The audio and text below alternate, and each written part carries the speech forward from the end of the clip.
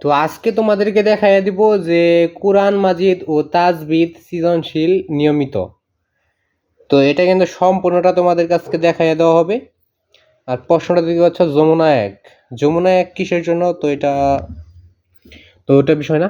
তো দাখিল পরীক্ষা কোরআন মসজিদ ও তাজবিদ সৃজনশীল নিয়মিত, এবং এখানে কিন্তু টিক চিহ্ন রয়েছে। তো এইগুলো তোমাদের কাছে দেখাই দেবো। তো চ্যানেল নতুন হয়ে থাকলে চ্যানেলটাকে সাবস্ক্রাইব ফলো করবা, এবং এখানে দেখতে পাচ্ছ যে বিষয় কোডটা লেখা আছে। তো বিষয় কোড তো এবং সময় থাকবে তোমাদের 3 ঘন্টা। এই পরীক্ষার জন্য 3 ঘন্টা সময়, এবং সম্পূর্ণ নম্বর হলো 100-র মধ্যে পরীক্ষা আর কি।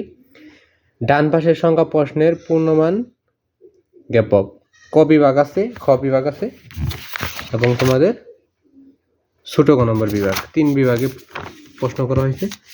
তোমরা এখন এক নজরে প্রশ্নগুলো দেখার আগে তোমরা যারা এখনো চ্যানেলটাকে সাবস্ক্রাইব ফলো করো নাই, তোমরা কিন্তু সকলেই চ্যানেলটাকে সাবস্ক্রাইব ফলো করে অল নোটিফিকেশন করবা। যদি আরও কোনো প্রশ্নের উত্তর লাগে বা কোনো কিছুর বাংলা লাগে, কোনো কিছুর ইংলিশ লাগে, সেটা কিন্তু কমেন্ট বক্সে বলে যাবা। তাহলেই কিন্তু তোমাদের উত্তরপত্রগুলো দিয়ে দেওয়া হবে। তো আমরা এখন দেখে নেই উত্তরপত্র, এই প্রশ্নগুলো দেখে নেই, তারপর তোমাদেরকে বলেছি।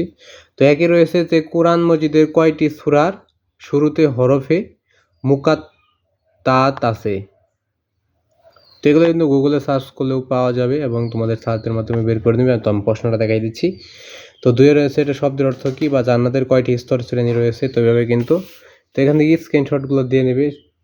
তো আমি টিক চিহ্নগুলো একটু তাড়াতাড়ি দেখাই দিচ্ছি, কারণ আমাদের প্রশ্নের জন্য কিন্তু একটু বেশি সময় দিতে হবে। 17 নম্বর, এরপর 18 থেকে শুরু। সামগ্রিক দৃষ্টিকোণ থেকে কত প্রকার। তো হজের ওয়াজিব কয়টি, এখানে এটা বের করে দেবে। শব্দের পাপ কি, শব্দের। এরপর 26, পৃথিবীর প্রথম গড় কোনটা, সেটা তোমাদেরকে দিতে দেবে। বলে কাদেরকে বোঝানো হয়েছে। তো এখানে এভাবে কিন্তু 40টা দেওয়া আছে। তো 40টা এখান থেকে স্ক্রিনশট দিয়ে নেবে, তাহলে কিন্তু তোমাদের হয়ে যাবে। এরপর হচ্ছে তোমাদের খ নম্বর বিভাগ কোরআন মাজিদ সূরা আল ইমরান থেকে কমপক্ষে একটি সহ যে কোনো 4টি প্রশ্ন উত্তর দিতে বলছে। সূরা বাকারা বাংলা অনুবাদ করো।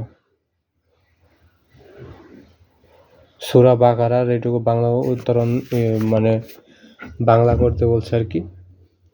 তো আয়াতে কারিমাগুলোর শানে নজুল লেখো, শানে নজুল লিখতে বলছে, এবং তাকরিক যে কোনো 2টি।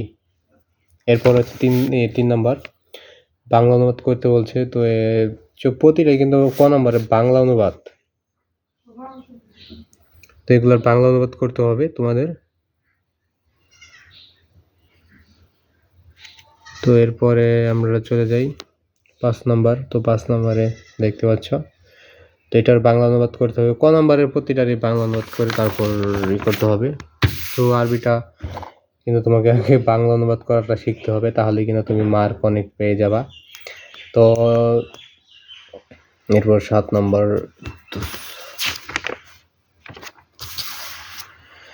7 রয়েছে, 8 রয়েছে, তোমরা দেখতে পাচ্ছ।